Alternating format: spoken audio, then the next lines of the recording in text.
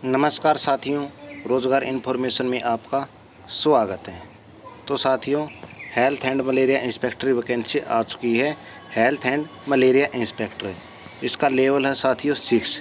जितना DSSS में malaria inspector का है, इतना ही क्या है RRB के अंदर है। आपकी बेसिक सैलरी 35,400 रहेगी। इसके ऊपर बहुत से अलाउंसेस होते हैं जो आपको नौकरी लगने के बाद पता चल जाएगा। तो आपकी सैलरी अप्रोक्स 60,000 प्लस आपकी सैलरी मिलेगी। इसके बाद साथियों, आपकी एज काउंट होगी 18 से लेकर 33 ईयर तक आपकी क्या है एज रहेगी। तो इसमें क्वालिफ़िकेशन बहुत ही ज़्यादा इम्पोर्टेंट है साथियों। इसमें आप लोगों के लिए स्पेशल BSc मांगी गई है। क्या है BSc। इसमें कम से कम एक सब्जेक्ट साथियों केमिस्ट्री का होना अनिवार्य है। BSc प्लस में एक सब्जेक्ट क्या है केमिस्ट्री। यदि आपके पास है तो आप फार्म को अप्लाई कर सकते हैं। इसके साथ साथ SI का डिप्लोमा किसी मान्यता प्राप्त इंस्टीट्यूट से, या फिर आप ITI से भी वैलिड है साथियों। ITI से NCVT से हो सकता है, या ICT से, NTC से और NCVT से। यदि दोनों से है तो आपका वैलिड है। तो आपके पास BSc प्लस केमिस्ट्री का सब्जेक्ट होना अनिवार्य है, प्लस सैनिटरी इंस्पेक्टर का डिप्लोमा, चाहे ITI से हो चाहे किसी मान्यता प्राप्त यूनिवर्सिटी से हो, तो आप क्या फार्म को अप्लाई कर सकते हैं। तो साथियों, बिल्कुल इम्पोर्टेंट नोटिस है और पूरी डिटेल आपको वीडियो में देखने को मिलेगी। तब तक आप चैनल को सब्सक्राइब करें, बेल नोटिफिकेशन को ऑन करें। तो हम शुरू से बताते हैं साथियों आपको क्या करना पड़ेगा फार्म फिल करने के लिए। तो मैंने आपको बता दिया साथियों, सबसे पहले आपको बता दिया हेल्थ मलेरिया इंस्पेक्टर वैकेंसी है। 35,400 इनिशियल पे है आपको। इसके ऊपर कुछ अलाउंसेस होते हैं। 18 से 33 ईयर इसके एज है और 33 ही वैकेंसी है। 33 इसके अंदर क्या है वैकेंसी रहने वाली है। तो साथियों, इसके एग्ज़ाम में नेगेटिव मार्किंग भी होगी साथियों। यदि आप किसी गवर्नमेंट एम्प्लॉय हैं तो आपको क्या है NOC होना आपके पास अनिवार्य है। तो विभाग को आप बताएंगे और NOC लीजिए, तभी आप फार्म को अप्लाई करने में आपके लिए फ़ायदेमंद रहेगा। यदि कोई भी आपको परेशानी, कोई क्यूरी, इंक्वायरी लेनी है तो ये इनकी email ID है और ये इनके फ़ोन नंबर, आप इनसे कुछ जानकारी ले सकते हैं। तो साथियों, आपका C1 का मेडिकल होना चाहिए, फिजिकल फिट होना चाहिए इन ऑल रिस्पेक्ट्स।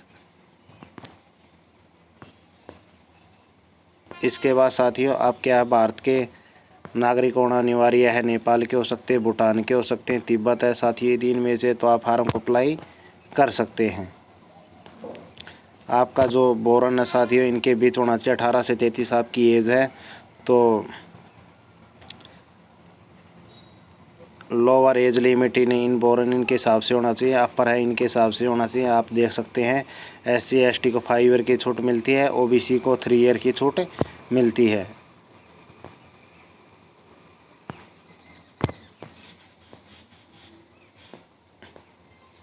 इसके बाद साथियों, आपकी फ़ीस जो रहने वाली है, आपकी फ़ीस इसमें 500 रुपये आपकी फ़ीस लगेगी। और यदि आप SC ST एक्स सर्विसमैन है, PWD है, फीमेल है, ट्रांसजेंडर है, EBC इकोनॉमिकली बैकवर्ड क्लास आप यदि है तो आपकी फ़ीस 250 रुपया रहेगी। मतलब जनरल OBC के लिए 500 रुपया और जो SC ST ex serviceman female है इनके लिए 250 रुपया आपकी फ़ीस रहने वाली है। मोड ऑफ पेमेंट आप UPI के माध्यम से काट सकते हैं। डेबिट कार्ड है, क्रेडिट कार्ड है, कुछ भी हो, यदि आप फीस आराम से काट सकते हैं। फार्म भी अपने मोबाइल के माध्यम से आप फिल कर सकते हैं। इसके बाद साथियों, इसमें नेगेटिव मार्किंग होती है 1/3 इसमें नेगेटिव मार्किंग है।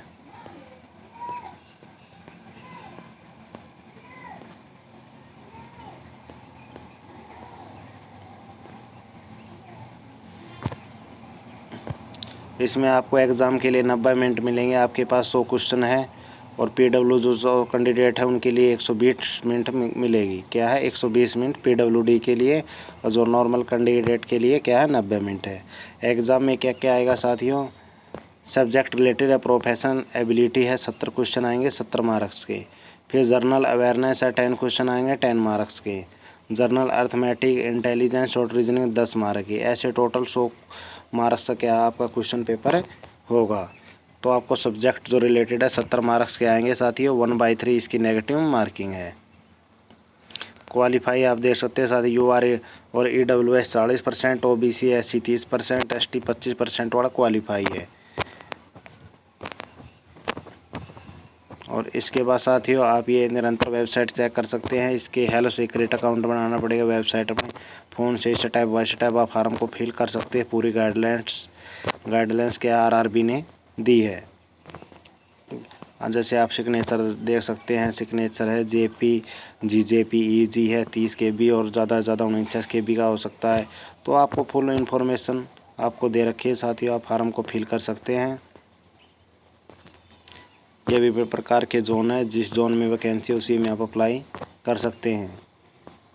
अपने सूटेबल एरिया के अनुसार आप अप्लाई कर सकते हैं। साथियों फ्री ट्रैवल फ्री ट्रैवल जो SC ST के कैंडिडेट है वो रेलवे में स्लीपर क्लास रेलवे क्या पास आपके क्या स्लीपर सीट मिल जाएगी। जो SC और ST के कैंडिडेट है उनको फ्री में, क्या उनको फ्री में उसका कोई कह रहा है नहीं लगेगा।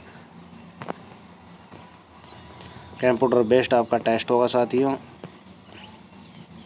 मैंने आपको क्वालिफिकेशन बता दी है। BSc प्लस केमिस्ट्री का सब्जेक्ट होना अनिवार्य है। विभिन्न प्रकार के जोन के अनुसार वैकेंसी दी गई है। जिस जोन में आपको सूटेबल लगे वहाँ पे फार्म को अप्लाई कर सकते हैं। जैसे किसी वैकेंसी एक है, कई दो हैं, तो अपने सूटेबल आप देख सकते हैं PDF में। जैसे भी आपको अच्छा लगे वहीं से आप फार्म को फिल कर सकते हैं।